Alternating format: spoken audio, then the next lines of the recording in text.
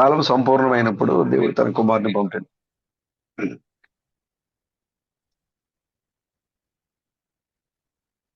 కాలం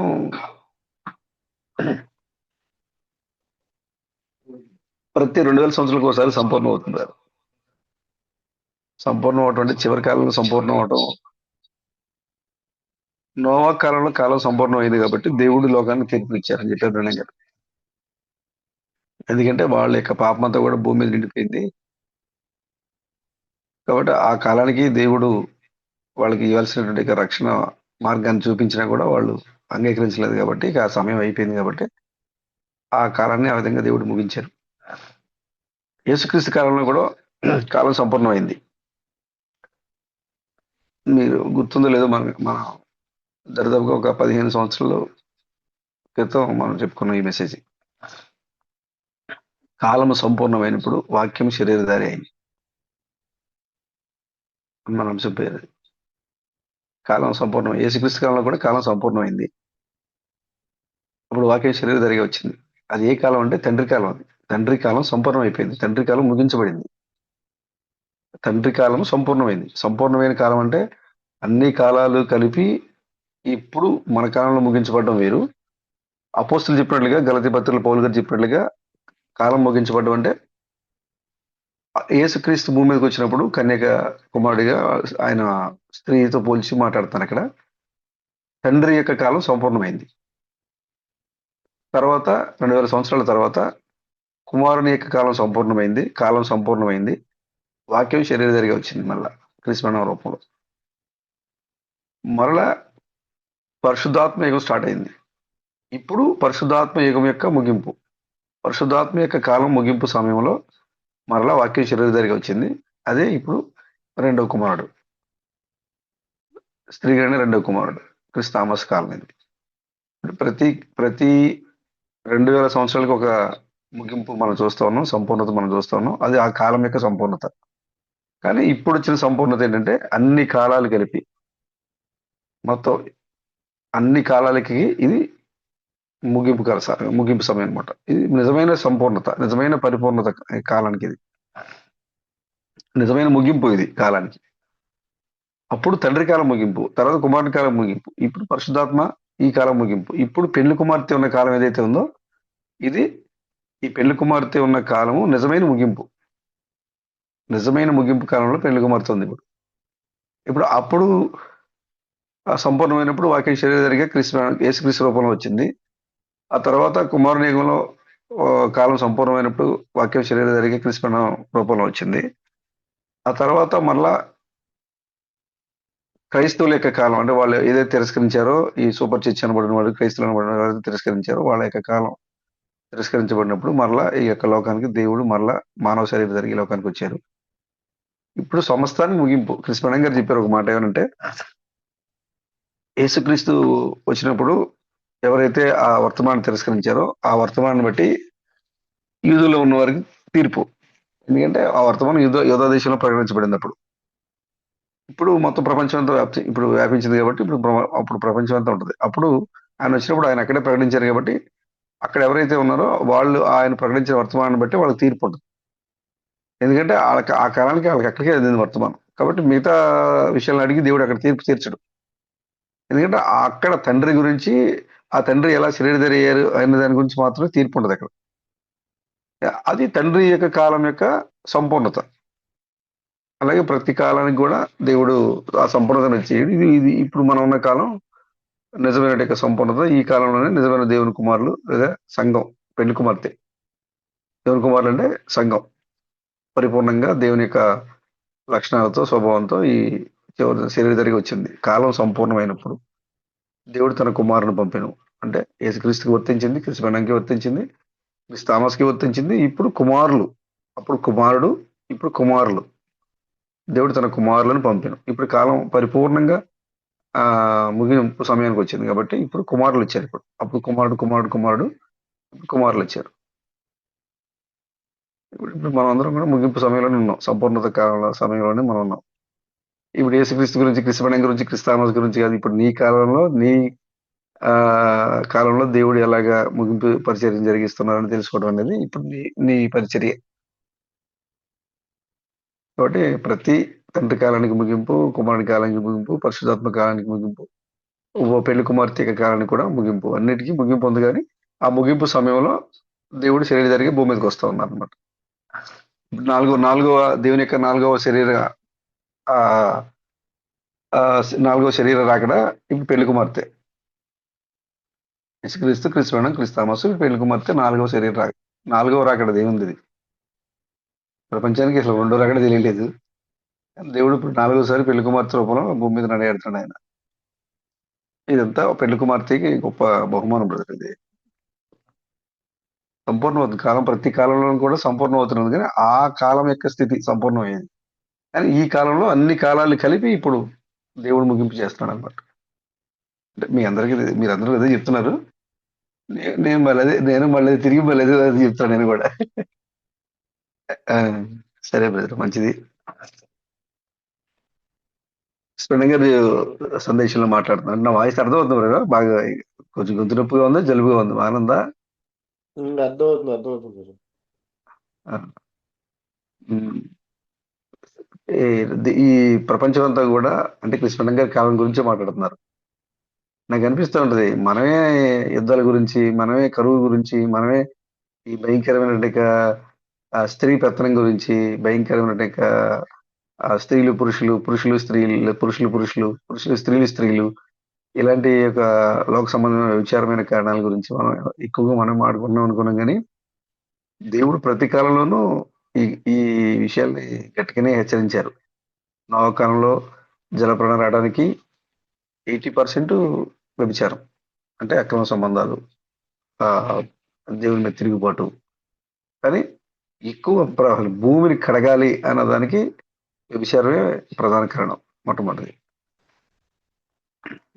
ఇజ్రాయెల్‌ని శ శ శ్రమకు అప్పగించిన, లేకపోతే దేవుడు ఈ లోకం మీద పలు గోత్రికుల మీద లేదా ప్రజల మీద ఆయన తీర్పుని అప్పగించినా కూడా ఎక్కడంటే సొదొమ లాంటి దేశాల మీద, ఇలాంటి దేశాల మీద దేవుడు తీర్పుని కుమ్మరించినా కూడా ప్రధాన కారణం ఏంటంటే వ్యభిచారం. అంటే క్రమం తప్పటం. దేవుడు ఒక క్రమాన్ని ఇస్తే, ఆ క్రమాన్ని తప్పటం అనేది వ్యభిచారం. అది శరీర సంబంధమైన వ్యభిచారం కావచ్చు, ఆత్మ సంబంధమైన వ్యభిచారం అని కావచ్చు. ఇది అసలు సహించలేడు దేవుడు. అందుకోసమే ప్రతి కాలంలో కూడా దేవుడు ఎక్కడైతే ఈ వ్యభిచారం అనేది విచ్చలవిడిగా ఉందో, అక్కడ దేవుడు తన ఉగ్రతను కుమ్మరించారు. ఇది క్రిస్ గారి సందేశాల్లో చాలా సందేశాల్లో మనం చూస్తూనే ఉంటాం. స్త్రీలు ఎలా ఉంటున్నారు, ఆ సమాజంలో ఆయన డ్రెస్ గురించి, వాళ్ళ వస్త్రధరణ గురించి, లేదా వాళ్ళ యొక్క బిహేవియర్ గురించి ఇవన్నీ కూడా బాగా మాట్లాడుతూ ఉన్నారు. అయితే ఆయన చాలా సందేశాల్లో మాట్లాడుతున్నారు. ఈ దేవుడు సహించలేనిది ఒకటే ఉంది. అదేంటంటే ఏ హ్మ్, ఏది కూడా దేవుడు వాక్యానికి వ్యతిరేకంగా ఉన్న దేన్ని సహించడు గానీ, ప్రధానంగా చెప్పుకునే విషయం ఏంటంటే, వ్యభిచారం అనేది సహించలేడు. అందుకోసమే ఫీనెహాస్ కూడా ఆ తెగులు ఆపడానికి మిగతా వాళ్ళందరూ చూస్తా ఉన్నారు. తెగులు ఎలాగ ఆపాలో తెలియలేదు. ఈ తెగులు ఎలా ఆగిపోద్ది పాడెంలోకి తెగులొచ్చేసింది. జనాలు చనిపోతున్నారు. ఎ ఎవరు ఎవరికీ ఏ ఆలోచన రాలా. కానీ ఫీనెహాస్‌కొచ్చిన ఆలోచన ఏంటంటే, పాళెంలో ఈ పాపం ఉంది. ఇది దేవుడు సహించలేని పాపం ఇది. మిగతా ఏ పాపాన్నైనా దేవుడు చూసి చూడనట్లుగా వదిలేస్తే ఏమో గాని, కానీ ఈ పాపాన్నయితే దేవుడు అసలు వదిలిపెట్టడు. కానీ ఫీనెహాసు పరిశుద్ధాత్మ ప్రేరణతో గుర్తించి, వెంటనే ఆ పాళెంలోకెళ్ళి అక్కడున్న అపవిత్రతని ఆయన ఈటెతో పొడిచి చంపేశాడు ఆ పాపాన్ని. అంటే అంతగా దేవుడు ఆ కార్యాన్ని వ్యతిరేకిస్తా ఉంటాడు దేవుడు. ఎందుకంటే అది అది అందుకోసమే ఏదెన్‌లో గూడా దేవుడు అంతగా ప్రేమించినటువంటి అవ్వ, ఆదామును కూడా బయటికి పంపించేటి గల కారణం ఏంటంటే, ఆ అవ్వ ఆహ్, దేవుడు చేయొద్దన్న పని చేసింది. తన శరీరాన్ని అపవిత్రం చేసుకుంది. అవ్వను బట్టి ఆదాం కూడా తన శరీరాన్ని అపవిత్రం చేసుకున్నాడు కాబట్టి, వాళ్ళిద్దరిని కూడా ఎంతో ఇష్టంతో అంత మంచిగుంది, అంత మంచిది, అంత మంచిది 6 రోజులు ఆయన అంత మంచిది చేసి, మరి ఈ తయారు చేసినటువంటి ఆదాము కూడా దేవుని సృష్టిలో అంతా మంచిదే ఉంది. ఆదాము, అవ్వలు కూడా మంచివే కదా! అంతా మంచిదే. సృష్టిలో అంతా మంచిదే. దేవుడు మొదటి రోజు వెలుగుని కమ్మని పలుగా వెలిగాను. అది మంచిగా చూసాను. బాగుంది. అన్నీ బానే ఉన్నాయి. ఆదాము, అవ్వలు కూడా బానే ఉన్నారు. కానీ దేవుడు ఎందుకు వాళ్ళిద్దరిని బయటకి పంపాల్సొచ్చిందంటే, దేవుడు చేయొద్దన్న సహించలేని కార్యాన్ని, దేవుడు సహించలేని కార్యాన్ని చేశారు కాబట్టి, దేవుడు బయటికి గెంటేశారు. అది కృష్ణ గారు మాట్లాడుతూ ఏం చెప్తారంటే, అది భౌతికంగా కావచ్చు, ఆత్మీయంగా కూడా కావచ్చు. దేవుడు దాన్ని అసలు క్షమించలేడు. ఆయన ఆయన ఈ విషయంలో ఆయన దాన్ని చాలా ప్రధాన సమస్యగా లేదా ప్రధాన కారణంగా దాన్ని చూస్తారు ఆయన.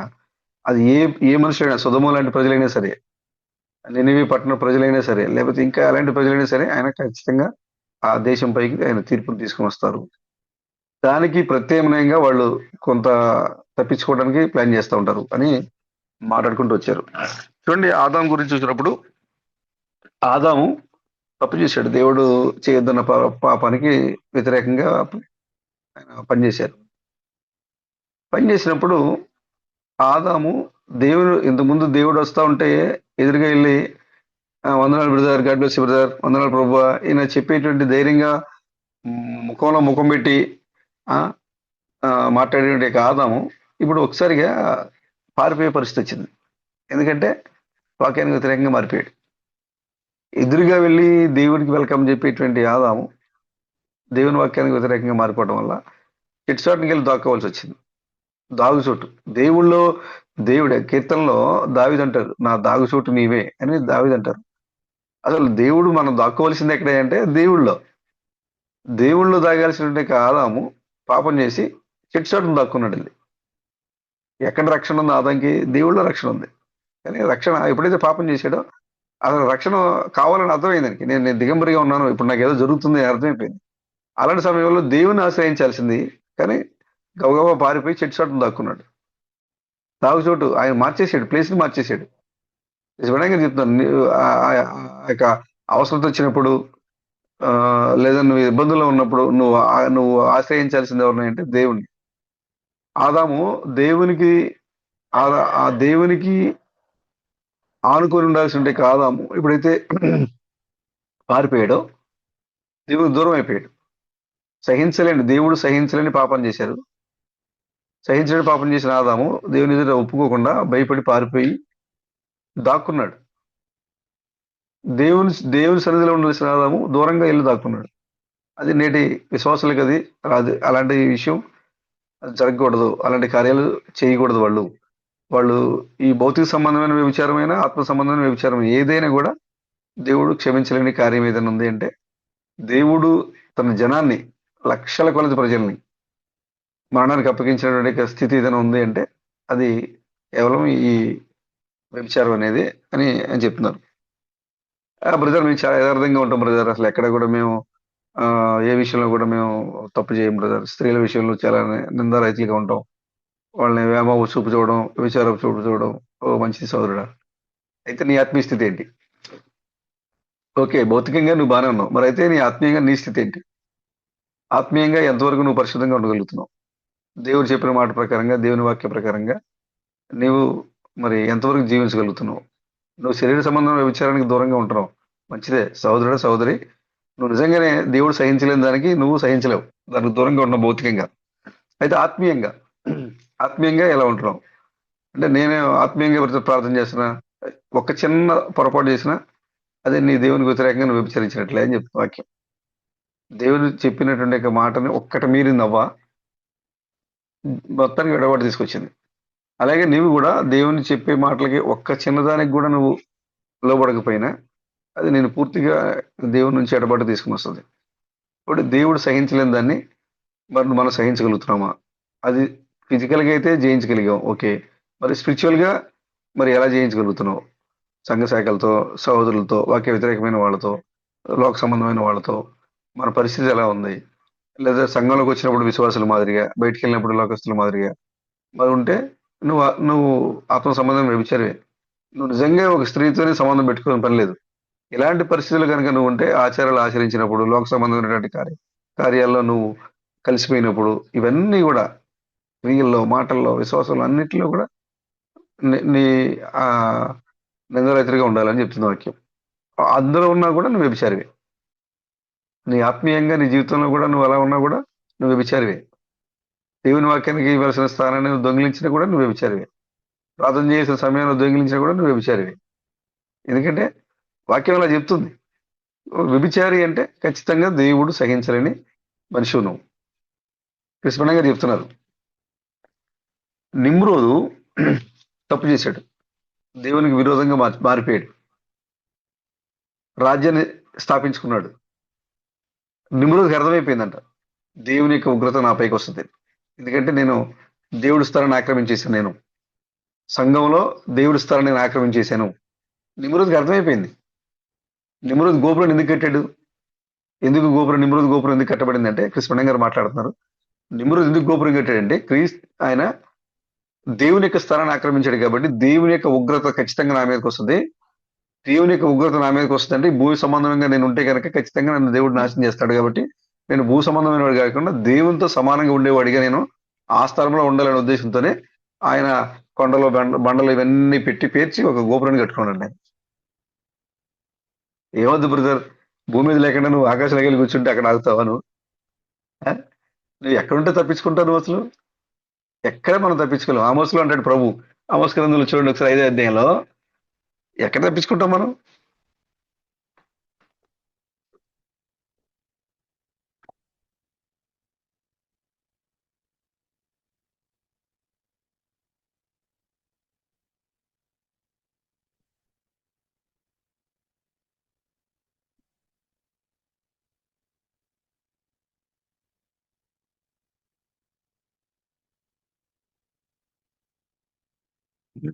పేజీ నెంబర్ 757, పేజీ నెంబర్ 5వ అధ్యాయం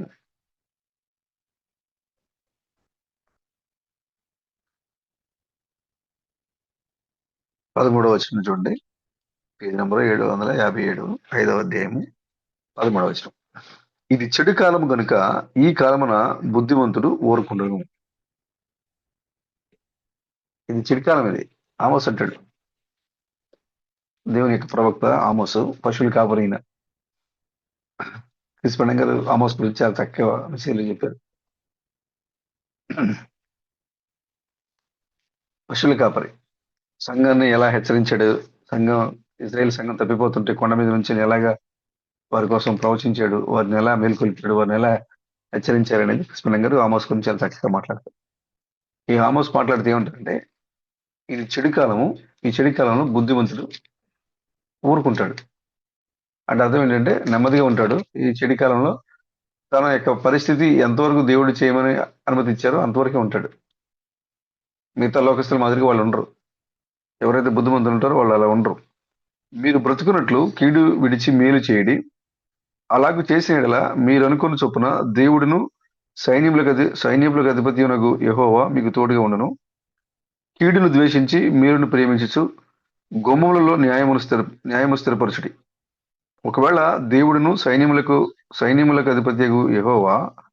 అధిపతి యెహోవా యోసేపు సంతతిలో శేషించిన వారి యందు కనికరించును.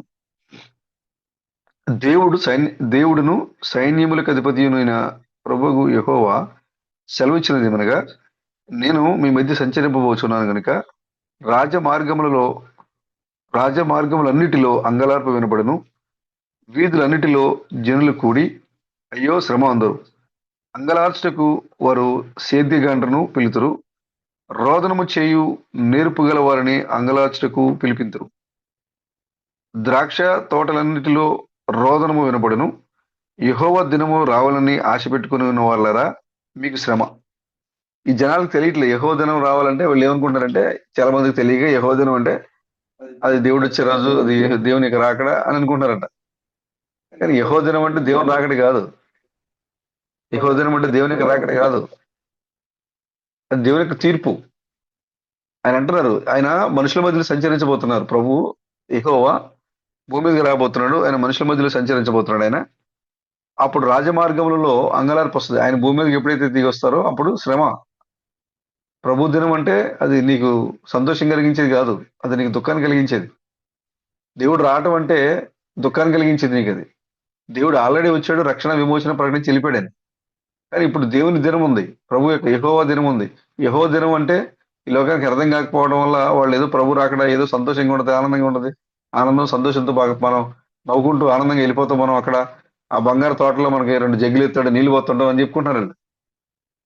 లేదు, అది ప్రభు తీర్పు సమయం. అది ఈ తీర్పు సమయంలో ఆయన ఏమంటున్నారు చూడండి, ఇప్పుడు తప్పించుకునే మార్గమే లేదు అసలు ఆయన వచ్చినప్పుడు.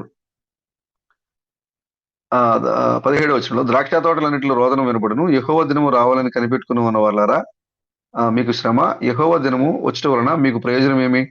అది వెలుగు కాదు, అంధకారం. ఇప్పుడు దేవుడొస్తే ఇప్పుడు వెలుగు గాదు. ఇప్పుడు వెలుగొచ్చింది. ఆ వెలుగుని గుర్తించలా. ఉదయకాలం వెలుగొచ్చింది. ఆ వెలుగుని గుర్తించలేదు. సాయంకాల సమయం వెలుగొచ్చింది. దాన్ని గుర్తించలేదు గానీ, ఇప్పుడొచ్చేది వెలుగు గాదు.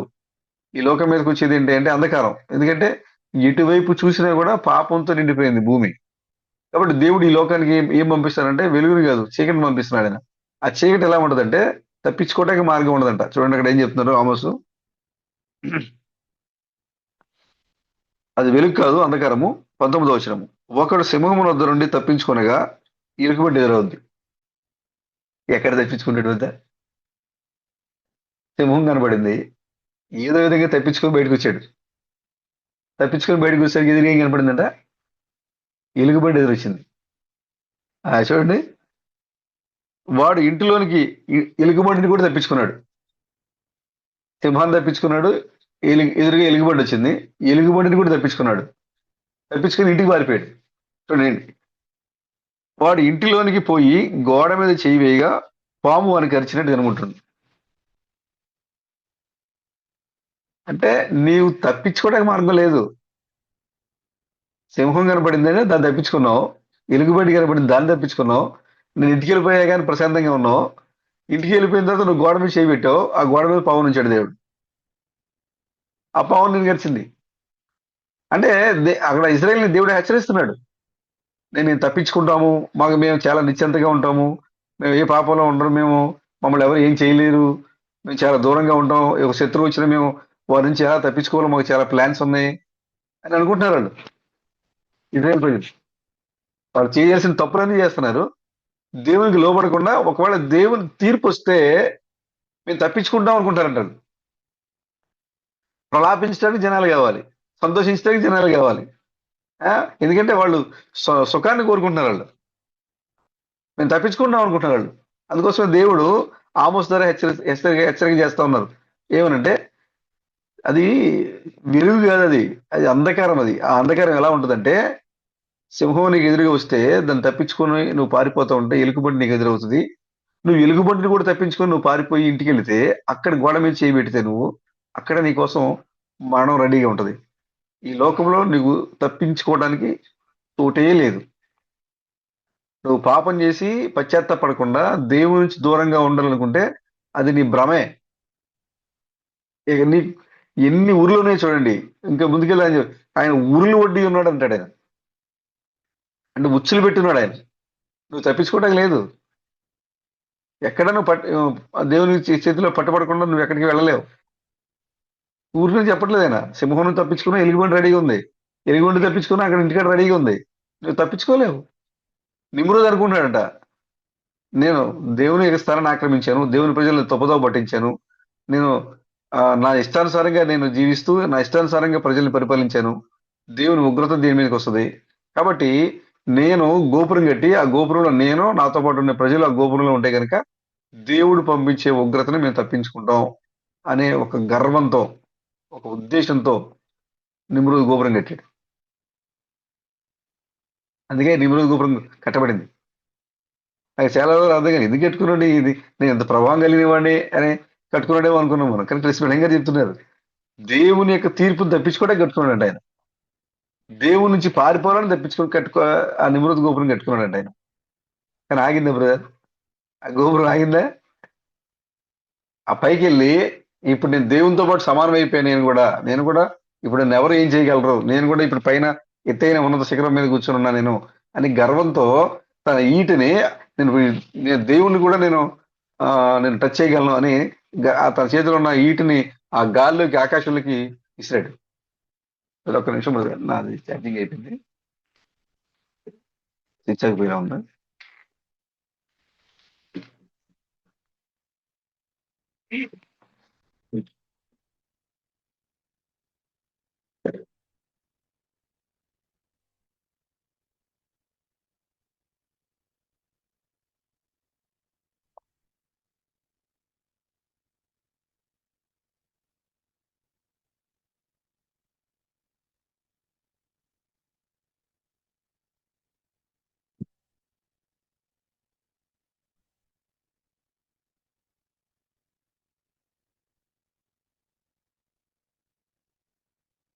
నిలబడు.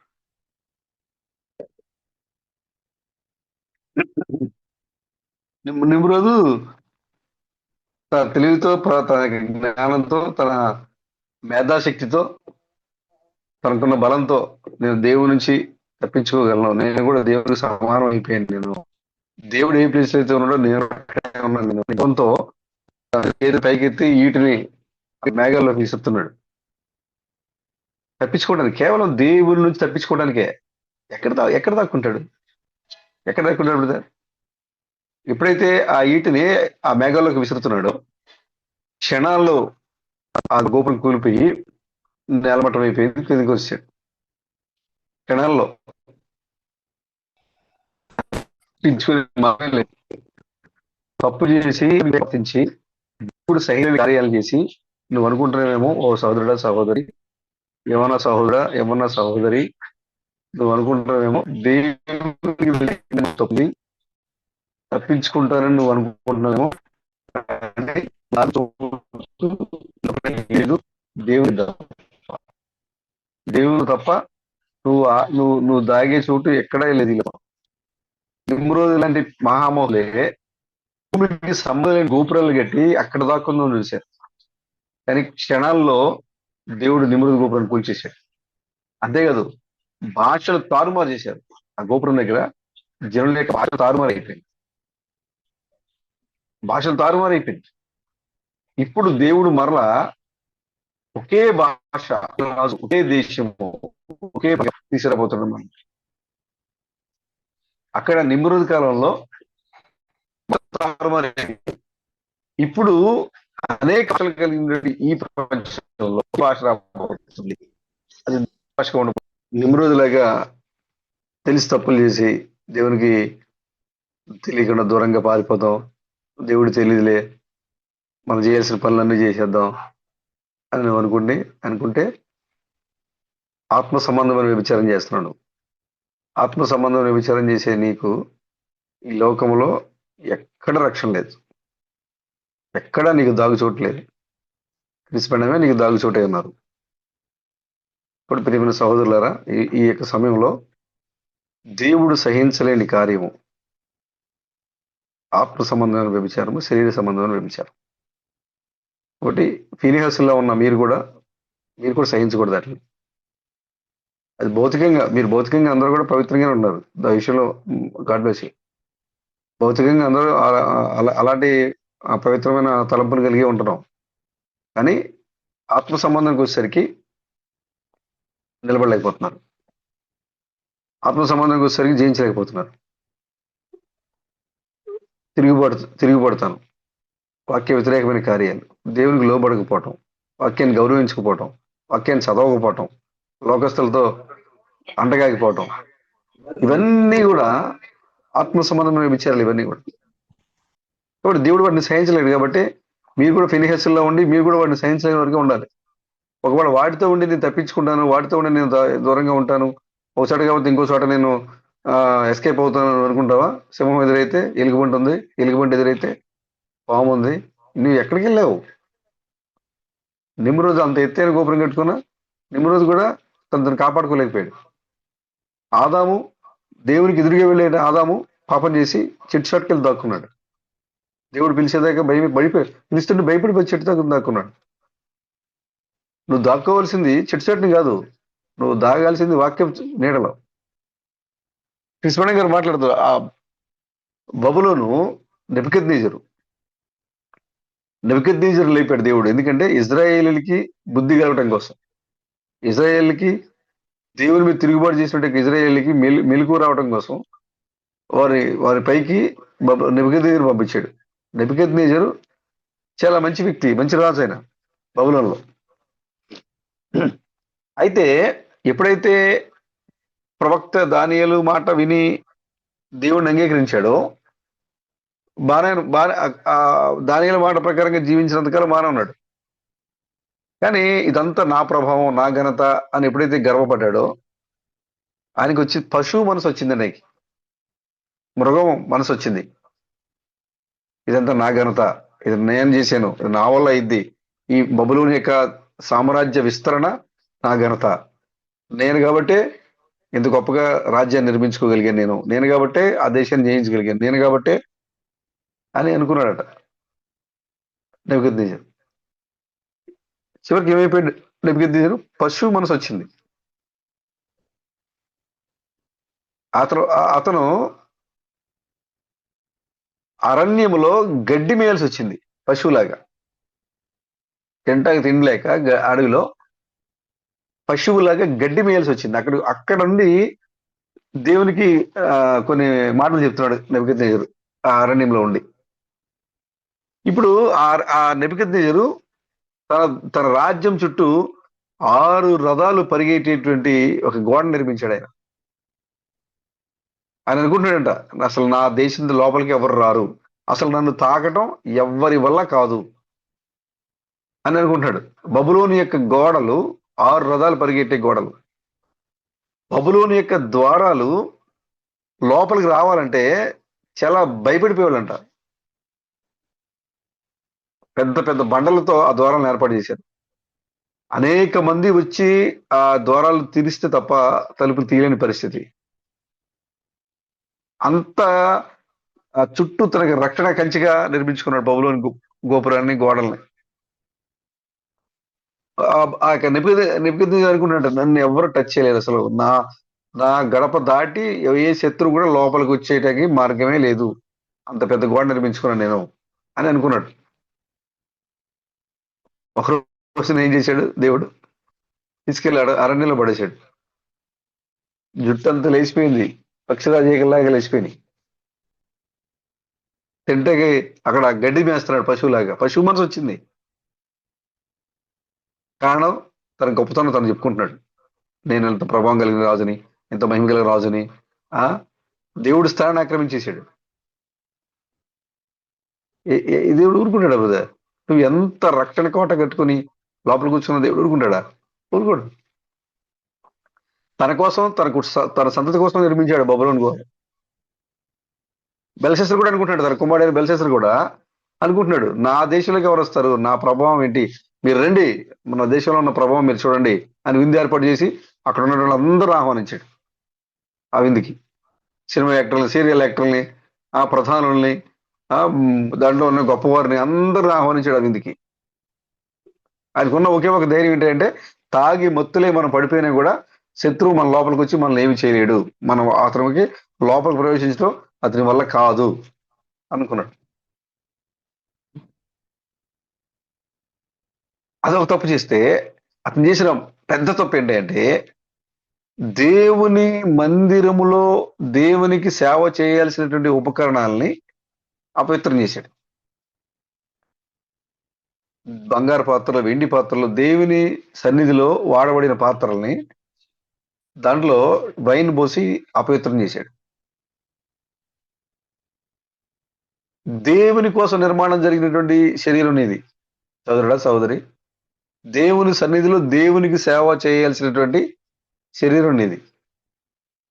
నీ లోపల నువ్వు ఏ వైన్ పోస్తున్నావు? నీ దేహాన్ని ఎలా నువ్వు అపవిత్రపరుస్తున్నావు? నీ దేహాన్ని ఎంత పవిత్రంగా ఉంచగలుగుతున్నావు? లేదా బెల్షస్సర్ లాగా నీ దేహాన్ని అది పోసి ఇది పోసి నీ తలంపులన్నీ చెడగొట్టి, నీ శరీరాన్ని చెడగొట్టి, నీ ఆలోచనలు చెడగొట్టి, ఇవన్నీ చెడగొట్టి దేవునికి నివాసయోగ్యంగా ఉండాల్సిన దేహాన్ని అపవిత్రం చేస్తున్నావా? దేవునికి నివాసయోగ్యంగా ఉండాల్సిన దేహాన్ని అపవిత్రం చేసి, ఏం పర్వాలేదులే, నన్ను ఎవరు ఏం చేయలేదులే, నన్ను ఎవరు చూడలేదులే అని అనుకుంటున్నావా? బెల్షస్సర్ అనుకున్నాడు. దేవుని మందిర ఉపకరణాలలో, దేవునికి సన్నిధిలో సేవ చేయాల్సిన ఉపకరణాలు మద్యం మత్తులో వైన్తో నిండిపోయినాయి. దేవుడు సహించలేకపోయాడు. ఆయన అనుకున్నాడు, శత్రువు లోపలికి రాడు అనుకున్నాడు బెల్షస్సరు. ఎందుకంటే 6 రథాలు పరిగెట్టేంత గోడ నా దేశం చుట్టూ ఉంది, నా ఇంటి చుట్టూ ఉంది, నాకు ఎలాంటి భయం లేదు, ఎలాంటి శత్రు భయం నాకు లేదనుకున్నాడు. నేను లోకం నుంచి నన్ను ఎవరు కూడా నన్ను ముట్టరు అనుకున్నాడు. కానీ లోపలే ఉన్నాడు. బబులోని గేట్లు వేసిన గేట్లు వేసినట్టుగానే ఉన్నాయి. లోపలికి మానవ హస్తం లోపలికి వచ్చింది. మానవ హస్తం, ఆకాశంలోంచి ఒక మానవ హస్తం లోపలికి వచ్చి గోడ మీద తన స్థితిని రాసింది అక్కడ. తనకు జరగబోయే తీర్పుని రాసింది అక్కడ. ఎక్కడ తప్పించుకుంటాం బ్రదర్ మనం? మన వల్ల ఎక్కడవుతుంది? మరి దేవుడి నుంచి తప్పించుకోవడం ఈ లోకంలో ఎవరి వల్ల సాధ్యమవుతుంది? కృష్ణ గారు చెప్పినట్లుగా ఒకవేళ నా కుమారుడు మరణం రాదనుకుంటే ఒక చుట్టూ పెద్ద పెద్ద కాంక్రీట్ నేను నిర్మించి నా కుమారుడు దాంట్లో పెడతాను నేను. అయినా కూడా ఖచ్చితంగా ఒక దినాన్ని మరణించాల్సిందే అని చెప్పే కృష్ణ. ఇప్పుడు ఆయన త్యాగం ద్వారా మనందరికీ మరణం తొలగించబడింది. ఈ బెల్సెసరు 6 రథాలు పరిగెట్టిండే గోడల అంతఃపురంలో పడుకొని నన్ను ఎవరేం చేయలేరు, నన్ను నా ప్రభావం ఇది, నా గొప్పతనం ఇది అని అందరిని పిలిచి చూపించి దేవుని యొక్క పాత్రని అపవిత్రం చేయడం ద్వారా శత్రువు నా లోపలికి రావడానికి ధైర్యంగా ఉండే ఇక బెల్సెసర్ ఇంట్లోనికి ఒక మానవ హస్తం వచ్చి గోడ మీద చివరత రాసింది. బెల్సెసర్ యొక్క పాదాలు వణిగిపోయినాయి, బెల్సెసర్ యొక్క కాళ్ళు వణిగిపోయినాయి, బెల్సెసర్ శరీరం అంతా కూడా చెమటలు గారిపోతున్నాయి. గోడ మీద చివరత అనే సందేశంలో కృష్ణ గారు మాట్లాడుతున్న ఈ విషయాన్ని. మొత్తం బాడీ అంతా షేక్ అయిపోయింది. అప్పుడు దాకా అయ్యి ఎంత నన్నెవరు చేస్తారు నాకేమవుతుందిలే అనుకున్న బెల్సెసరు ఒక్కసారిగా వణిగిపోయాడు, కాళ్ళు పట్టుదలిపోయి పడిపోయాడు. అందరు ఎవరు పార్టీలు ఎవరి పనిలో వాళ్ళు ఉన్నారు. మద్యం తాగేవాళ్ళు మద్యం తాగుతున్నారు, డ్యాన్సులు వేసేవాళ్ళు డ్యాన్సులు వేస్తున్నారు, హాస్యపు సరసక్తులు విసేవాళ్ళు సరసక్తులు వేస్తున్నారు, స్త్రీలతో మాట్లాడేవాళ్ళు స్త్రీలతో అసభ్యమైన నృత్యాలు చూస్తూ ఉన్నారు. ఇలా మొత్తం అంతా హారంతా అడావుడిగా సందడిగా ఉంది. కానీ ఆ సమయంలో కేవలం బెల్సెసర్కి మాత్రమే కనపడింది ఆ హస్తము, ఆ రాత. ఎప్పుడైతే దాన్ని చూశాడో ఆయన ఒక్కసారిగా ఆయన కుప్పకూలిపోయాడు, పడిపోయాడు. ఎప్పుడైతే బెల్సెసరు కుప్పకూలిపోయాడు పడిపోయాడో ఒక్కసారిగా పార్టీ ఆగిపోయింది, అంతరే వచ్చింది. రాజుగారు పడిపోయారు. కారణం గోడ మీద శివరాత్రి. 5-6 రథాలు పరిగెట్టే గోడ మధ్యలో ఉన్నట్టు బెల్సెసర్కి దేవుని యొక్క హస్తం పైనుంచి వచ్చింది. ఎక్కడ దాక్కుంటాం బ్రదర్ మనం? దావీదు చెప్పినట్లుగా ఎక్కడ దాక్కుంటాం? సముద్రం అడుక్కెళ్తే అక్కడ ఆయన ఉన్నాడు, ఆకాశానికి ఎక్కిపోతే అక్కడ ఆయన ఉన్నాడు, పాతాళానికి దిగిపోతే అక్కడ ఆయన ఉన్నాడు. ఎక్కడ దాక్కుంటాం మనం? తక్కువలే మనం. బబులోను గోడలను దాటి రాలేనటువంటి ధైర్యంగా ఉన్న బెల్సెసర్కి దేవుని హస్తం వచ్చి తీర్పు చెప్పింది. నీవు కూడా దేవుని సన్నిధిలో ఉండాల్సిన ప్రియమైన దేవుని పిల్లలు వాళ్ళ దేహాన్ని, వాళ్ళ క్రియల్ని, వాళ్ళ చూపుని, వాళ్ళ నడవడికని అపవిత్రం చేసుకుంటే ఎక్కడ తప్పించుకుంటాం మనం? మన చుట్టూ అనుకోవచ్చు నాకు ఇంత రక్షణ ఉంది, ఏది నిన్ను ఆపలేదు, ఎవరు నిన్ను ఆపలేరు. నిమ్రోదు గోపురం ఎత్తైన గోపురం, కిలోమీటర్ల కొద్ది నిర్మించుకున్న నిమ్రోదు గోపురం క్షణాల్లో నేలమట్టం అయిపోయింది. 6 రథాలు పరిగెట్టేటువంటి బబులోను గోడలు దాటి దేవుడు తీర్పు వచ్చి ఆ గోడ మీద రాసింది. అక్కడ తప్పించుకోవడానికి లేదు, ఇక్కడ ఎదురు కనబడుతుంది. అక్కడ మెన్నెలు పార్సెల్. ఓ దేవుడు నేను లెక్క చూశాడు, నేను త్రాసులో పెట్టాడు, నీకు లెక్క సరిపోలేదు, నువ్వు త్రాసులో బరువు లేవు. నువ్వు దేవుడు అటు పక్కన వాక్యం పెట్టాడు, ఇటు పక్కన నువ్వు సరైన బరువు లేవు, వెయిట్ లేవు. నువ్వు లోక సంబంధమైన కార్యాలతో నిండిపోయి ఉన్నావు. నువ్వు దేవుడు నిన్ను త్రాసులో తూయగా నువ్వు సరిపోలేదు, తీర్పు వచ్చేసింది. ఎక్కడ తప్పించుకుంటాం బ్రదర్? తప్పించుకోలేం. కాబట్టి ముఖ్యంగా లోకంలో జీవించే సహోదరులు యవనస్తులు బయటికి వెళ్తే లోక సంబంధమైన ఇచ్చలు, లోక సంబంధమైన క్రియలు, లోక సంబంధమైన మాటలు అన్నీ ఉన్నాయి. బెల్సెసర్ వలె మీ దేహాన్ని పాడు చేసుకోవద్దు, మీ తలంపులను పాడు చేసుకోవద్దు. దేవుని యొక్క సన్నిధిలో వాడబడాల్సిన పాత్రలుగా మీరు ఉన్నారు. కాబట్టి దేవుని యొక్క ఉపయోగపడే పాత్రలుగా, దేవుడు వాడుకునే పాత్రలుగా మీరు దేవుని సన్నిధిలో ఉండాలి. దేవుని వాక్యంతో మీరు నింపబడాలి, లోకంతో కాదు. దేవుని పరిశుద్ధాత్మతో మీరు నింపబడాలి, లోకమైన సంబంధమైన కార్యాలతో కాదు. నువ్వు ఒకవేళ తప్పు చేసి నేను తప్పించుకుంటానులే అని నువ్వు అనుకుంటే పొరపాటును కూడా నువ్వు తప్పించుకోలేవు. సింహం తప్పించుకుంటే ఎలుగుబంటి ఎదురవుతుంది. ఎలుగుబంటి తప్పించుకుంటే గోడ మీద పాము ఉంది. తప్పించుకోలేవు. ఇది చెడు కాలం కనుక బుద్ధిమంతుడు ఊరకుండును. వాక్యం సెలవిస్తుంది. ఇది చెడు కాలం కాబట్టి బుద్ధిమంతుడు ఊరుకుంటాడు. దానిలో చెప్పినట్లుగా బుద్ధిమంతులు మాత్రమే గ్రహించగలుగుతారు వాక్యాన్ని. కాబట్టి ప్రియమైన సహోదరి సహోదరులారా, ముఖ్యంగా యవన సహోదరి సహోదరులారా, మీరు శరీర సంబంధంగా పవిత్రంగా ఉండడానికి పోరాటం చేస్తున్నారు. మీ తలంపులు పవిత్రంగా ఉండాలని పోరాటం చేస్తున్నారు. మంచిదే. కానీ ఆత్మీయంగా కూడా మీరు మీ యొక్క ఆత్మీయ జీవితాన్ని కూడా కాపాడుకోవాలి.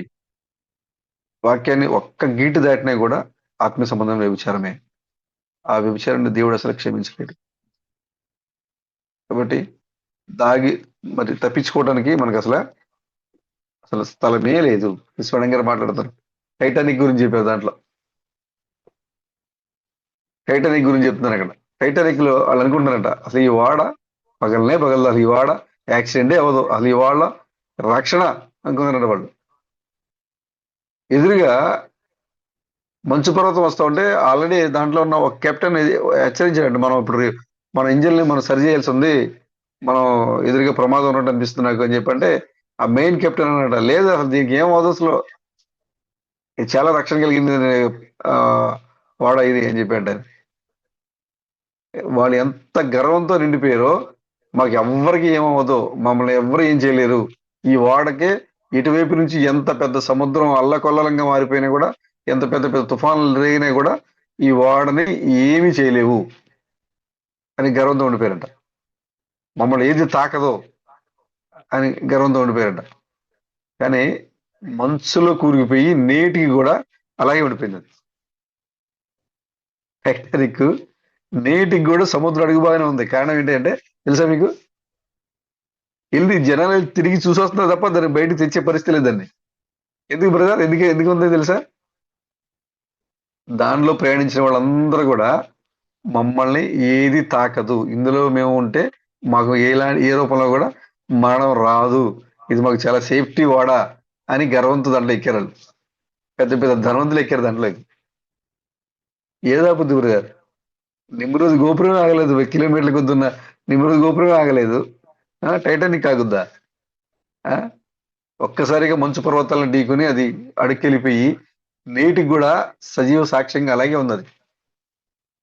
మనం ఒకవేళ గూగుల్లో కూడా చూసినా కూడా అది ఎందుకు నిర్మించారంటే ధనవంతుల కోసం, సంపన్నుల కోసం, వాళ్ళు ధైర్యంగా నీటి మీద ప్రయాణం చేయడం కోసం, ఎలాంటి విపత్తులు జరిగిన సముద్రంలో ఎలాంటి పెద్ద పెద్ద తుఫాన్లు చెలరేగినా కూడా అది మునిగిపోని విధంగా దాన్ని మ్యానుఫ్యాక్చర్ చేశారు, తయారు చేశారు దాన్ని.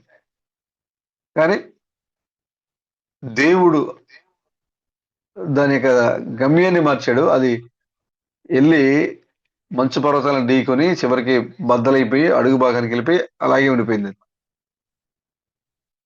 కాబట్టి హెచ్చించుకోవడం అది దేవుని యొక్క బిడ్డలకి లక్షణం కాదు. అది నెబుకద్నెజరులాగా నాకేం తెలుసు, నాకే తెలుసు, నేనే చేస్తాను, నాకు అన్ని తెలుసు అనుకోవడం అస్సలు దేవుని యొక్క లక్షణం కాదు. అది దేవుని బిడ్డల యొక్క లక్షణం కాదు. అది ఎంత విధేయతగా ఉండగలం, ఎంత తగ్గింపుతో మనం ఉండగలమో చూసుకోవటం, దేవుని యొక్క వాక్యానికి లోబడటం, దేవుని బుద్ధిమంతుల వలె ఊరకుండాలి. దేవుని బిడ్డలు చేయాల్సిన పని ఏంటంటే బుద్ధిమంతులుగా వాళ్ళు ఊరుకుండటమే. లోక సంబంధమైన కార్యాల్లో కలిసిపోకుండా బుద్ధిమంతుల వల్లే ఊరుకుండాలి. కాబట్టి నువ్వు ఎక్కడికి వెళ్దామన్నా, ఎక్కడి నుంచి తప్పించుకుందామన్నా నీకు మార్గమే లేదు. దావీదు చెప్తున్నాడు చూడండి కీర్తనలు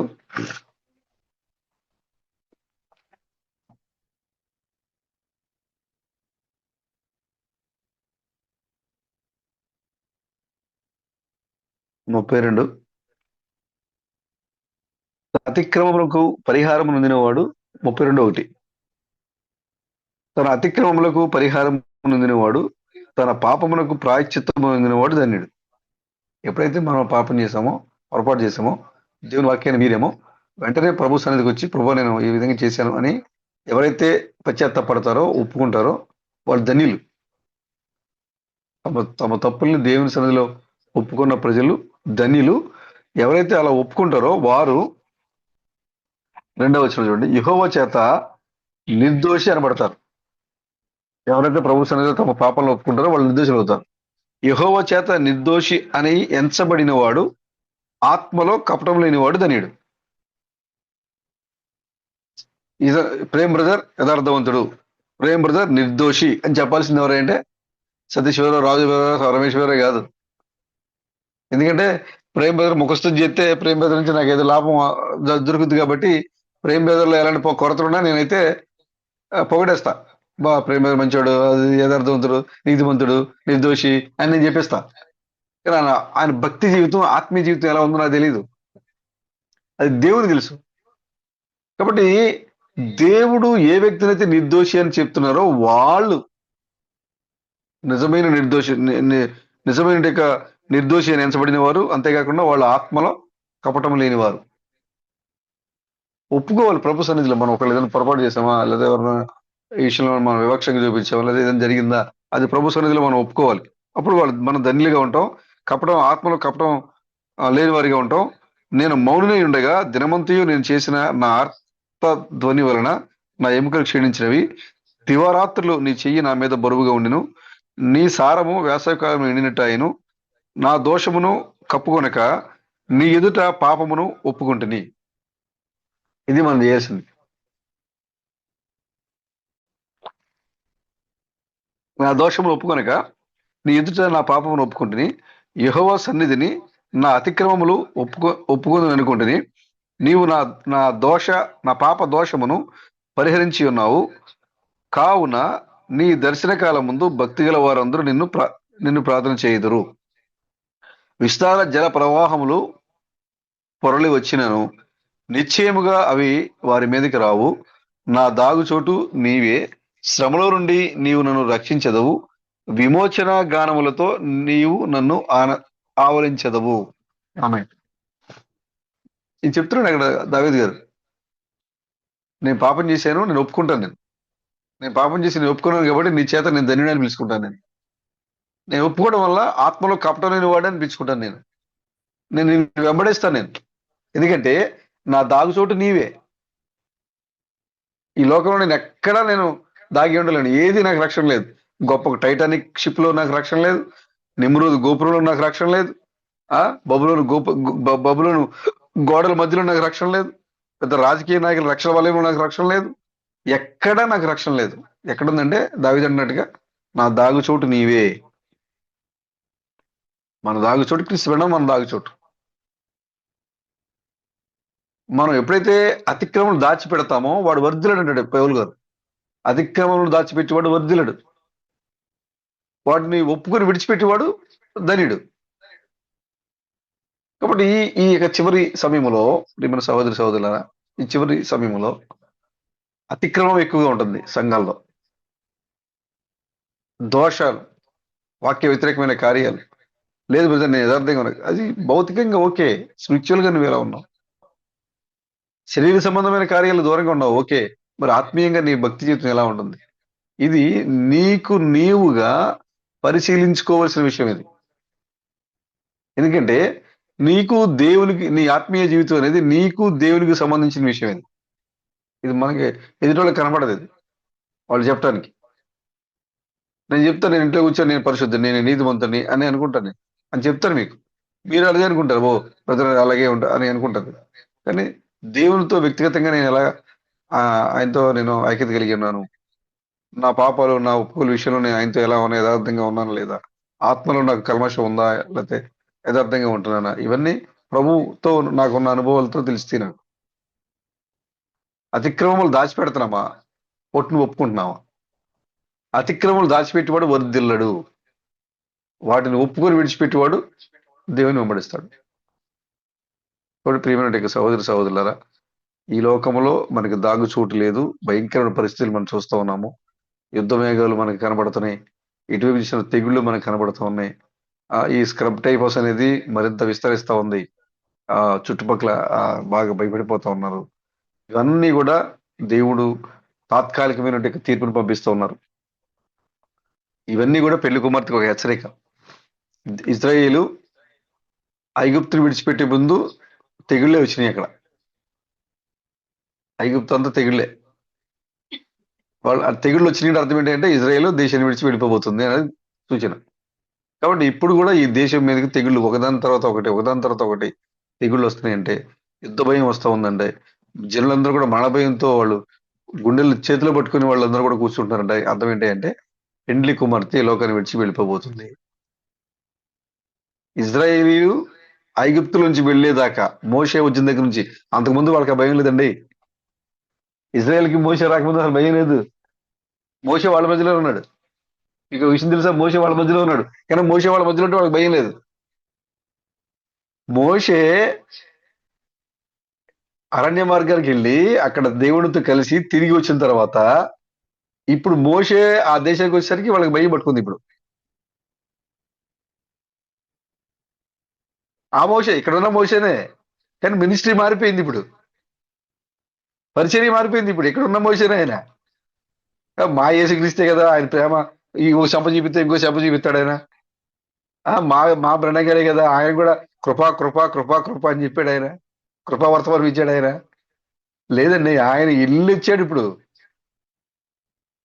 ఆయన అరణ్య మార్గానికి వెళ్ళొచ్చాడు ఆయన. మండుచున్న అగ్ని పొదలోంచి వచ్చాడు ఆయన ఇప్పుడు. నువ్వు తప్పించుకుంటే లేదు.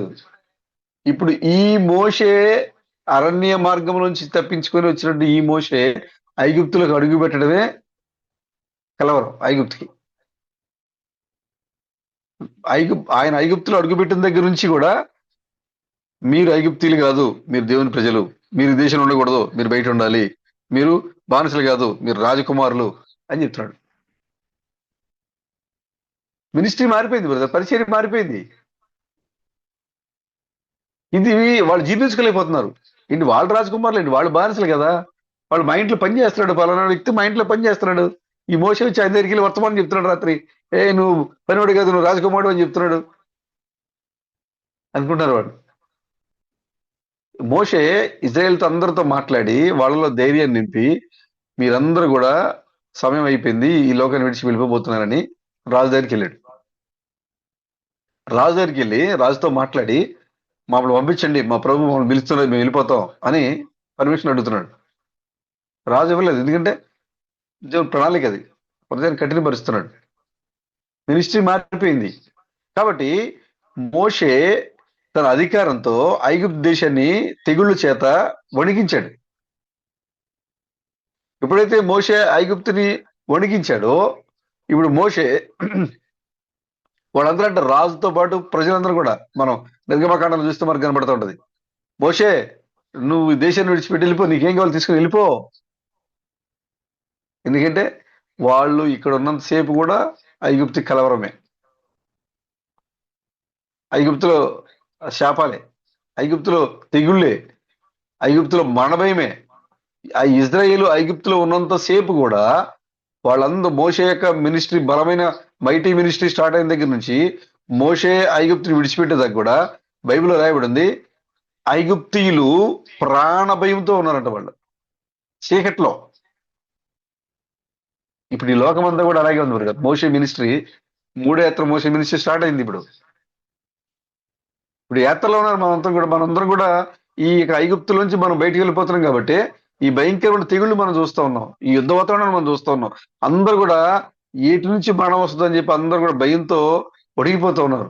కారణం ఏంటంటే మూడో యాత్ర మోషే ఈ భూమి మీద సంచరిస్తూ ఉన్నారు. ఆయన వర్తమానం ఈ భూమి మీద ఉంది. ఎవరైతే ఆయన వెంబడిస్తారో వారు ఐగుప్తుని విడిచి యాత్రలోకి, కనాన దేశంలోకి వాళ్ళు వెళ్తారు. ఎవరైతే ఆయన మాట వినలేదో వాళ్ళు ఐగుప్తులోనే ఆగిపోతారు. వాళ్ళ చెవులకు పోగొరతో ఒక మచ్చ, ఒక గుర్తు వేయబడుతుంది. వాళ్ళు ఎన్నటికీ బానిసలుగానే ఉండిపోతారు. ఇప్పుడు ప్రియమైన సహోదరి సహోదరులారా, ఈ రాత్రికాల సమయంలో మేము ఎలాగో ఒకలాగా జీవించేసి ఏదో విధంగా ఉండి మేము ఎత్తబాట్లు వెళ్ళిపోతాం అని భ్రమలో ఉన్నటువంటి సహోదరి సహోదరులారా, మీరు ఆత్మ సంబంధమైన విచారణలను, శరీర సంబంధమైన విచారణలను, ఈ రెండిట్లో ఏదిలో మీరు ఇరుక్కుని ఖచ్చితంగా ఉండి ఉంటారు. అది బ్రదర్, మేము ఎక్కడ భౌతికంగా మేము అక్కడ లేము బ్రదర్, మేము ఎక్కడ ఈ విధంగా ఆత్మీయంగా కూడా లేము. లేదు లేదు లేదు, ఏ చిన్న విషయంలో సరే వాక్య వ్యతిరేకమైన పనిని నువ్వు చేసే ఉంటుంటావు. ఒకటి, నువ్వు ఖచ్చితంగా తెలుసుకోవాల్సిన విషయం ఏంటంటే, ఫినీహస్ వలె దేవుడు సహించలేనిదని నువ్వు సహించకూడదు. సహించలేని వాడిగా నీవు ఉండాలి. నువ్వు ఆదాములాగా దేవుని దాగుచోట్లోంచి, దేవుని రక్షణ వలయంలోంచి చిట్టుచాటును పారిపోయేవాడిగా ఉన్నావా? లేదా దేవుని దాగుచోట్లోని రక్షణ వలయంలో నువ్వు ఉంటున్నావా? పరిశీలన చేసుకోవాలి. ఈ లోకంలో ఎక్కడ రక్షణ లేదు. స్వయంగా మాట్లాడుతున్నారు. నీకు ఒకే ఒక చోట రక్షణ ఉంది. అది దేవుని వాక్యం. ఆ దేవుని వాక్యంలోనే మనకు రక్షణ ఉంది. దేవుని వాక్యంలోనే, దేవుని వాక్యమే మనకు ఆశ్రయం. మనకు ఆశ్రయపురం అదే. మనం తప్పించుకుని పారిపోయేది ఎక్కడికే. ఆశ్రయపురాలు ఏర్పాటు చేయాలి. ఆశ్రయపురాలు మంచి సందేశం బ్రదర్. 6 ఏర్పాటు చేయాలి ఆశ్రయపురాలు. ఎందుకు ఆశ్రయపురాలు ఏర్పాటు చేయాలంటే ఇజ్రాయెల్ ఎవరైనా పొరపాటు చేసి ఒకవేళ వాళ్ళ ప్రాణభయంతో కనుక తప్పించుకుంటే కనుక వాళ్ళు పారిపోవచ్చు. ఈ పారిపోయే లోపు వాళ్ళు వెంబడిస్తారు. వాళ్ళు చంపడానికి ప్రయత్నం చేస్తారు. అతను తప్పించుకొని ఆశ్రయపురంలోకి వచ్చి పడ్డాడు అనుకోండి, అతను ఎంత పాపైనా సరే అతను కొట్టకూడదు. ఇక అతను గనక పరిగెట్టగలిగే సామర్థ్యం ఉండి, తప్పు చేసి పరిగెట్టగలిగే సామర్థ్యం ఉండి పరిగెట్టి శిబిరానికి వెలుపలగా, పట్టణానికి వెలుపలగా ఉన్నటువంటి ఆశ్రయపురంలోకి వచ్చి పడితే ఇంక వాళ్ళు ముట్టుకోకూడదు. మనం అందరం కూడా తప్పు చేస్తున్నాం బ్రదర్. ఏదో ఒక రూపంలో మనం దేవునికి వ్యతిరేకంగా మారిపోయి ఉన్నాం మనం. ఇప్పుడు మనకు రక్షణ ఎక్కడ అంటే ఆ ఆశ్రయపురమే. ఈ రోజుల్లో మనకున్న ఆశ్రయపురాలు మనకు అక్కడ దగ్గరికి రెడీగా ఉన్నాయి. వెంటనే మనం పరిగెట్టుకుని వెళ్ళిపోయి మన ఆశ్రయపురంలోకి వెళ్ళిపోరు మనం. నువ్వు ఎంతగా పరిగెట్టగలవు. ఒకవేళ నువ్వు పర్వాలేదు నేను నిదానంగా వెళతానులే అని వెళ్ళావు అనుకోండి, ఎనమాల ఒక గుంపు తరుముకుంటూ వస్తూ ఉంటది. వాళ్ళ చేతుల్లో రాడ్లు ఉంటాయి, కర్రలు ఉంటాయి, రాళ్ళు ఉంటాయి. వాళ్ళు దేని వేసి కొడతారో తెలీదు. వాళ్ళ టార్గెట్ ఏంటంటే నిన్ను ఆశ్రయపురంలోకి వెళ్లకుండా కొట్టి చంపడమే వాళ్ళ టార్గెట్. ఎందుకంటే దానికి ఆ మరణానికి తగిన పాపం మనం చేసాం. ఆ మరణానికి తగిన పాపం మనం చేసాం కాబట్టి ధర్మశాస్త్ర ప్రకారంగా వాళ్ళు ఆ వ్యక్తిని కొట్టి చంపొచ్చు. కానీ అతనికి కూడా ఒక దేవుడు ఒక అవకాశం ఇచ్చాడు. తప్పించుకొని నువ్వు ఎంత ఓపికగా, ఎంత వేగంగా నువ్వు పరిగెట్టగలవో అంత వేగంగా నువ్వు పరిగెట్టి నువ్వు ఆశ్రయపురంలో పడ్డావా, నీ ప్రాణానికి రక్షణ ఉంటుంది. ప్రియమైన సహోదరులారా, మీరు ఎక్కడున్నారు? ఆశ్రయపురంలో ఉన్నారా? బయట ఉన్నారా? ఆశ్రయపురంలో ఉంటే కనుక సాతాను ఏదో ఒక రూపంలో వచ్చి నీ మీద దాడి చేస్తాడు. నీకు మరణమే గతి. నువ్వు పరిగెట్టి ఎంత వేగంగా రాగలవో, ఎంత బలంగా నువ్వు పరిగెట్టగలవో అంత బలంగా, వేగంగా నువ్వు పరిగెట్టి నీ దగ్గరలో ఉన్న ఆశ్రయపురం, నీ దగ్గరికి వచ్చేసింది. ఆశ్రయపురం తమిళనాడుకి వచ్చింది. ఆశ్రయపురం నువ్వు ఎంత దగ్గరికి రాగలవు అంత దగ్గరికి వెళ్ళి ఆ ఆశ్రయపురంలో పడితే నువ్వు ఎంత పాపమైనా సరే ఆశ్రయపురంలో నీకు రక్షణ. మనల్ని కాపాడేది ఆ ఆశ్రయపురమే. మన ప్రాణాన్ని దక్కించుకునే విధంగా మనకి సహాయం చేసేది ఆ ఆశ్రయపురమే. కాబట్టి టైటానిక్ లాంటి షిప్లు రక్షణ ఇవ్వలేవు. నిమ్రోజు గోపురాలు మనకు రక్షణ ఇవ్వలేవు. ఆ బబులోని గోడలు మనకు రక్షణ ఇవ్వలేదు. అడుగున సముద్రం అడుగు భాగంలోకి వెళ్ళి కూర్చుంటే ఏమైంది బ్రదర్? అది ధనవంతులు ఆ టైటానిక్ చూద్దామని కిందకి వెళ్ళి తిరిగి వచ్చిన వాళ్ళు ఆ జలంతర్గామి ఏమైంది? ఆ ప్రజలుగా బద్దలైపోయింది. ఎక్కడ రక్షణ లేదు బ్రదర్. పైన వెళ్ళిపోయే విమానాలు ఏమైపోతున్నాయి? అదృశ్యమైపోతున్నాయి. జనాలతో పాటుగా అదృశ్యమైపోయిన విమానాలు ఎన్నున్నాయో ఎక్కడ కూలిపోయిందో తెలియదు. అది ఏ మహాసముద్రంలో పడిపోయిందో తెలియదు, లేదా ఏ అభరణ్యంలో పడిపోయిందో తెలియదు. వాళ్ళ శరీరాలు కూడా దొరకని అనేక శవాలు ఉన్నాయి. ఎక్కడ రక్షణ లేదు బ్రదర్. ఒకే ఒక చోట మనకు రక్షణ ఉంది. అదే ఆశ్రయపురం. అదే దేవుని యొక్క వాక్యమే ఉంది. కాబట్టి దేవుడు సహించలేని కార్యాలని మీరు కూడా సహించలేని వారిగా ఉండండి. పవిత్రంగా ఉండండి. మిమ్మల్ని మీరు కాపాడుకోండి. ఎక్కడ కూడా దేవుని యొక్క వాక్య పక్షాన మరి ఎవరైతే ఉంటారో వాళ్ళతోనే మీరు ఉండండి. ఎక్కడైతే వాక్యానికి వ్యతిరేకమైన ప్రజలు ఉన్నారో వాళ్ళకి మీరు దూరంగా ఉండండి. ఆత్మ సంబంధమైన వ్యభిచారం అంటే ఆత్మ సంబంధమైన వ్యభిచారం అంటే దేవుని వాక్యానికి మరొకటి తీసుకోవటమే, క్రమం మార్చడమే. భౌతికంగా క్రమం ఏంటి? భార్యాభర్తలు ఇద్దరు, స్త్రీ పురుషులు ఇద్దరు భార్యాభర్తలుగా ఉండాలి. అది క్రమం. కానీ ఎప్పుడైతే భార్య తన భర్తను కాదని వేరే పురుషులతో మాట్లాడుతుందో, సరసం ఆడుతుందో, లేదా భర్త తన భార్యను కాదని వేరే స్త్రీతో సరసం ఆడుతున్నాడో అది వ్యభిచారం. క్రమం క్రమం మారటమే వ్యభిచారం. అలాగే ఇక్కడ దేవునికి బదులుగా దేవుని యొక్క దేవుని స్థానంలో ఆచారాలను పెట్టడం, వాక్య వ్యతిరేకమైన కార్యాలు చేయటమే వ్యభిచారం ఇక్కడ. కాబట్టి ఈ దేవుడు సహించలేనిది, ఈ చాలా భయంకరమైనది ఇది. శరీర సంబంధమైనదే కాదు, అక్కడ శరీర సంబంధమైంది అని చూపించారు ఆయన.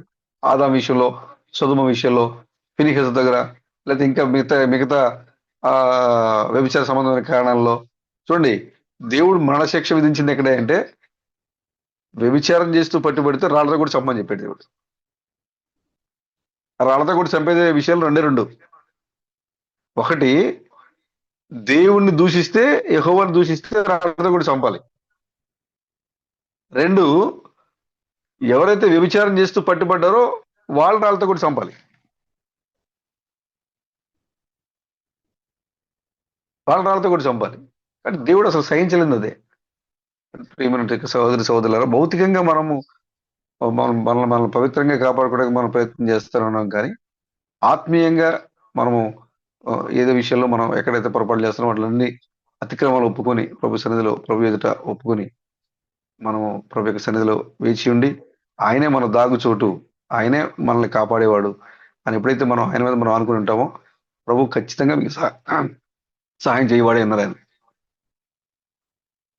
రోజు గోపురాలు మనల్ని కాపాడలేవు, బబులోని గోడలు మనల్ని కాపాడలేవు, టైటానిక్ షిప్పులు మనల్ని కాపాడలేవు, లోక సంబంధమైన ఏది కూడా మనల్ని కాపాడలేదు. మనకున్న ఒకే ఒకటి క్రీస్తు, ప్రణామం అనే ఆశ్రయపురం.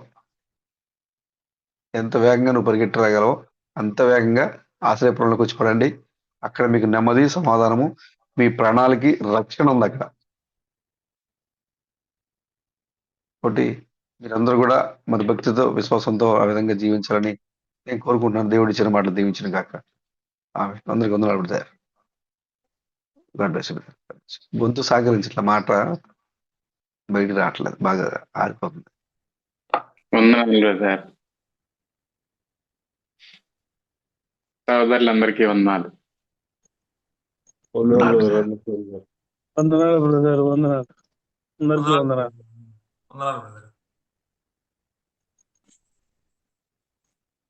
అంశం బ్రదరు, అంశం అంటే టైటిల్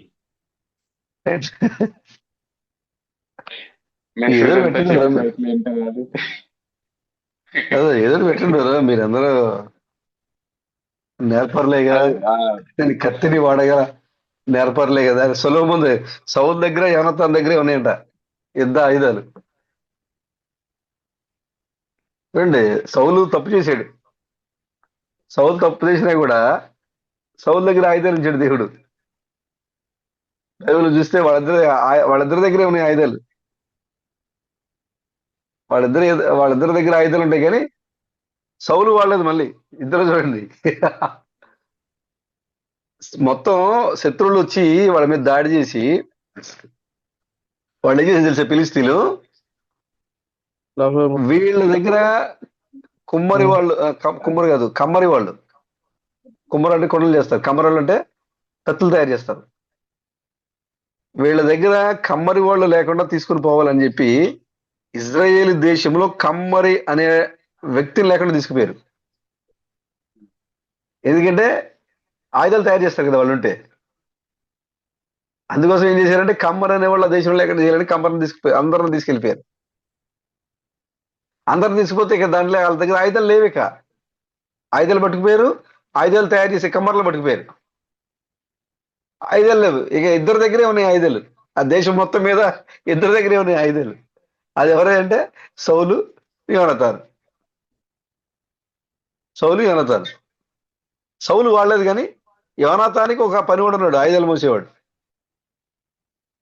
ఆయుధాలు మోసేవాడు అడుగుతున్నాడు, మనం ఇటు తిరిగి వెళ్ళి ఆ కొండ మీదకి వెళ్ళి వాళ్ళ మీద మనం యుద్ధం చేద్దామా అంటే అసలు మనుషులు వెళ్ళలేని ప్రాంతం అది. అప్పుడు ఆ పనివాడు చెప్తున్నాడు, వెళ్ళిపోదాం.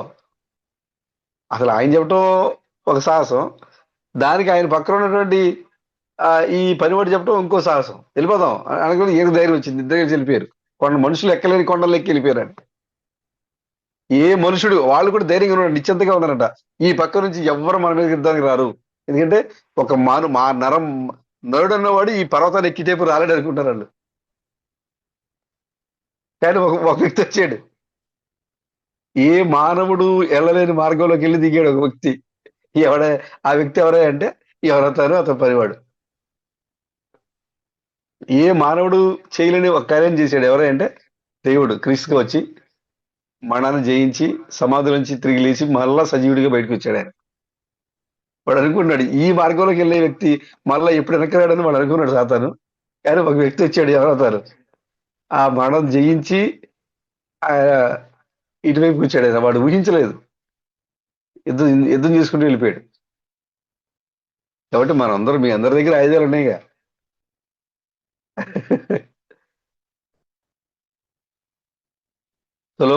సౌల్ దగ్గర ఆయుధాలు ఉన్నాయి కానీ వాటి వల్ల ఉపయోగం లేదు బ్రదర్. కానీ యోనాతాను దగ్గర ఆయుధం ఉంది కానీ యోనాతాను మనుషులు వెళ్ళలేని మార్గంలోకి వెళ్ళి యుద్ధ శత్రువులను ఓడించాడు. కాబట్టి మిగతా వాళ్ళందరి దగ్గర ఆయుధాలు ఉన్నాయి. అందరి దగ్గర స్పోకెన్ వర్డ్ ఉంది, అందరి దగ్గర సీల్స్ ఉన్నాయి, అందరి దగ్గర అన్నీ ఉన్నాయి. కానీ ప్రేమ్ గారి దగ్గర ఉన్న ఆయుధం వేరు, వాడి దగ్గర ఉన్న ఆయుధాలు వేరు. వాళ్ళు ఉన్నా ఉపయోగించారు కానీ మనం మనుషులు ఊహించని రీతిలోకి వెళ్ళి మనం దాడి చేస్తాం. కాబట్టి మీరు కూడా మంచి మంచి టైటిల్స్ పెట్టండి మీరు.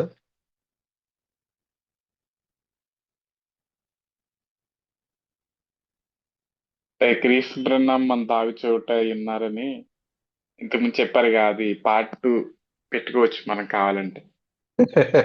God bless అది you, అది man. వేరే కోణం. అంటే అది వేరే కోణంలో ఉంది, ఇది కూడా అదే టాపిక్, ఇది ఇంకో కోణంలో. పెట్టండి బాగా ఉంటుంది.